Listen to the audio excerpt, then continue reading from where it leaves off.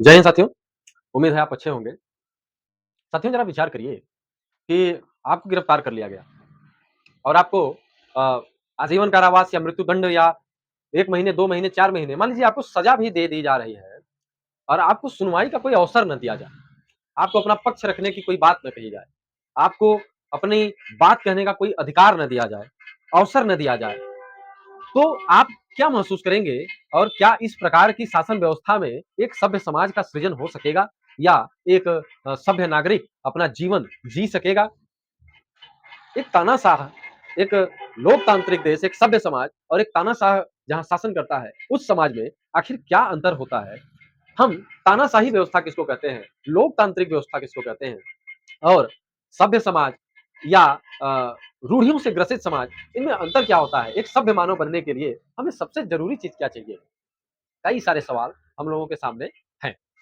तो जैसा कि मैंने पहले कहा कि यदि आपको अचानक आपके यहाँ पुलिस आए, आपको पकड़े और न्यायालय में बिना पेश किए एक आदेश आ जाता है कि आपको मृत्युदंड की सज़ा दी जाती है या आपको आप कोई नौकरी कर रहे हैं, आपको बिना कोई आदेश निकाले, बिना कोई आपका सुनवाई का अवसर दिए, आपको सीधे-सीधे एक आदेश दिया जाता है कि आपको आज से आपकी सर्विस से बर्खास्त कर दिया जा रहा है, आपको निलंबित कर दिया जा रहा है, आपकी सेवाएँ रद्द कर दी जा रही हैं। तो आपको क्या ऐसे समाज में रहने की इच्छा होगी? मेरे विचार में एक सभ्य नागरिक, एक जागरूक नागरिक के रूप में मुझे तो नहीं लगता कि ऐसा होगा।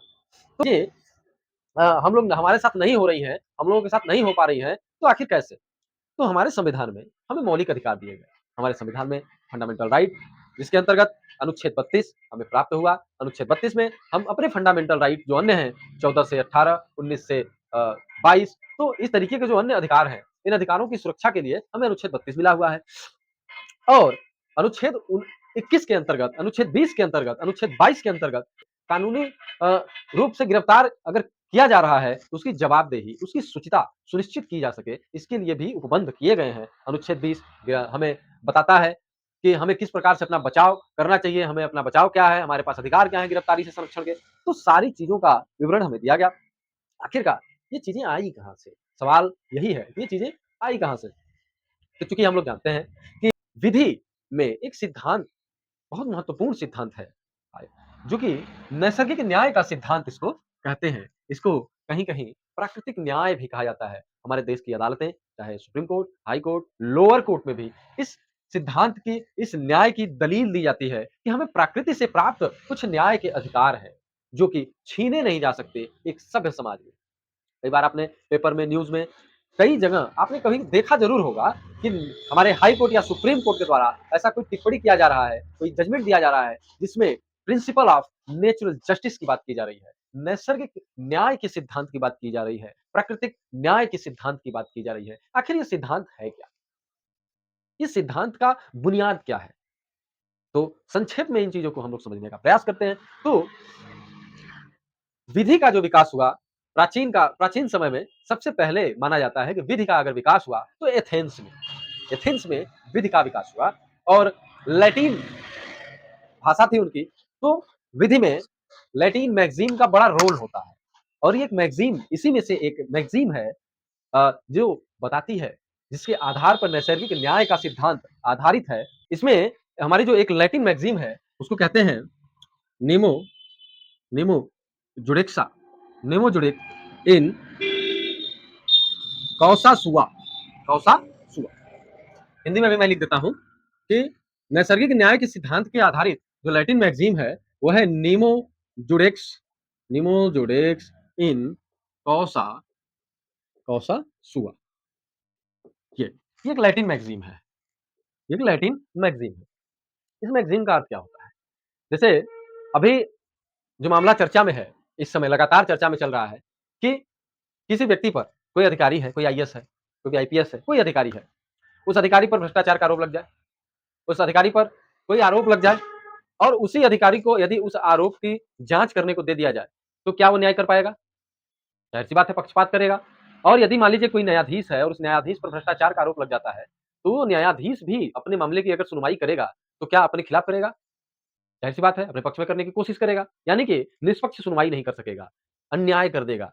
यानी कि ये प्राकृतिक न्याय के सिद्धांत के विरुद्ध होगा। इसलिए इस लैटिन मैगज़ीन का जो अर्थ होता है, भी व्यक्ति स्वयं के मामले में न्यायाधीश नहीं हो सकता, स्वयं के मामले का जज नहीं हो सकता। यानी कि यदि किसी न्यायाधीश पर भ्रष्टाचार का आरोप लग जाए, तो ये उस मामले की सुनवाई नहीं कर सकता या जाँच नहीं कर सकता। और यदि किसी अधिकारी पर भी यदि कोई आरोप लग जाए, तो वो भी उसकी सुनवाई का अधिकार नहीं है, उसके जाँच करने का अधिकार इसके पास नहीं होगा। यदि किसी अपने ही ऊपर लगे आरोप की जाँच यदि कोई अधिकारी को करने दिया जाता है या वो करता है, तो वो नैसर्गिक न्याय के सिद्धांत के वो विरुद्ध होगा। तो आई होप आपको ये चीज़ समझ में आई होगी। जो ये मैगज़ीन है, हमारे देश में कई उदाहरण हैं, जिसके अंतर्गत जैसे मान लीजिए कोई न्यायाधीश है, ये कंपनी है। अब इस कंपनी में किसी मान लीजिए किसी डायरेक्टर है, कंपनी का कोई डायरेक्टर है, इसका शेयर है इसमें, ये तो मान लीजिए डायरेक्टर ही निदेशक ही है। और अगर इस कंपनी से संबंधित किसी विवाद की सुनवाई का अंतिम निर्णय इस डायरेक्टर के पास अगर हो, तो ये ज़ाहिर-सी बात है कि कंपनी के पक्ष में ही निर्णय करने की कोशिश करेगा, ना कि पीड़ित के। यदि मान लिया इस कंपनी का कोई शेयर धारक मान लीजिए कोई न्यायाधीश है और इस कंपनी से संबंधित मामला इस न्यायाधीश के कोर्ट में चला गया, इस न्यायाधीश के सामने चला गया, तो नैसर्गिक न्याय का सिद्धांत यानी निमो जुडिक्स इन कौसा सुआ ये कहता है, इसमें ये व्याख्यायित किया गया है कि इस न्यायाधीश को इस सुनवाई से अपने आप को अलग कर देना चाहिए, अलग कर लेना चाहिए, स्वयं अलग कर लेना चाहिए। ये प्राकृतिक न्याय का सिद्धांत है। अभी हाल ही में एक एक्ट्रेस द्वारा बड़ा तल्ख टिप्पणी की गई थी हमारे जुडिशरी के ऊपर, न्यायपालिका के ऊपर कि आखिर आप वेतन लेते हैं, भत्ते लेते हैं, आपको कौन अधिकार देता है कि आप किसी मामले को सुन नहीं सकते, सुनना नहीं चाहते या ये कह के हट जाते हैं कि मैं सुनना नहीं चाहता। सैलरी लेते हैं, आपको सुनना चाहिए, पड़ेगा। तो उनकी राय अपनी जगह है, ओपिनियंस हमारे देश में दे सकते हैं लोग, देते हैं।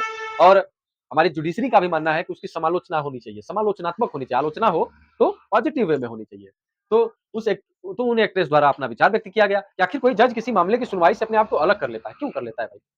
तो वो उन्होंने कुछ तथ्य देखे होंगे, कुछ प्रमाण देखे होंगे, वो उनका विषय है। लेकिन मैं ये जो कहना चाहता हूँ कि ये नैसर्गिक न्याय का सिद्धांत ही है, जो ये कहता है कि यदि आपका कनेक्शन इस मामले के किसी भी पक्षकार द्वारा अगर आप जज हैं और आपका किसी भी प्रकार का संबंध इस मामले के किसी भी पक्षकार के साथ है, तो प्राकृतिक न्याय का सिद्धांत ये कहता है कि आपको उस सुनवाई से अलग हो जाना चाहिए, क्योंकि निष्पक्ष सुनवाई का अधिकार जो है वो समाहित है।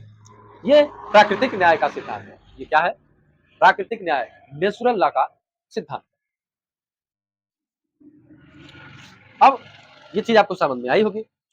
इसी में आपको सुप्रीम कोर्ट के कई जजमेंट मिल जाएंगे। मेनका गांधी का मामला है, तो इनका मामला है जो इस सिद्धांत पर आधारित रहा। इसी के संबंधित एक दूसरी, ये तो नैसर्गिक न्याय के सिद्धांत की पहली पहली व्याख्या थी, पहला सिद्धांत था, महत्वपूर्ण सिद्धांत था, पहली मैगजीन थी। इसमें एक दूसरी मैगजीन भी आती है, दूसरी मैगजीन है नैसर्गिक न्याय के सिद्धांत की, audi alteram partem, audi audi अल्टरम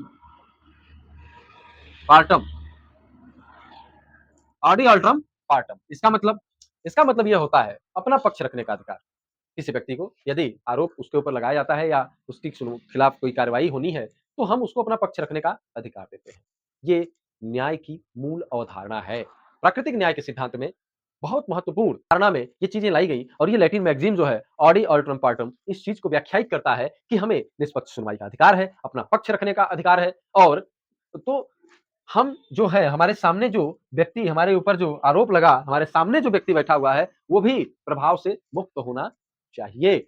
निष्पक्ष सुनवाई होनी चाहिए, अपना पक्ष रखने का कठोर से कठोर अगर यदि आरोप मुझ पे लगा है, तो भी मुझे अपना पक्ष रखने का अधिकार होना चाहिए। ये ऑडी अल्ट्रम पार्टम के अंतर्गत ये चीजें आती हैं।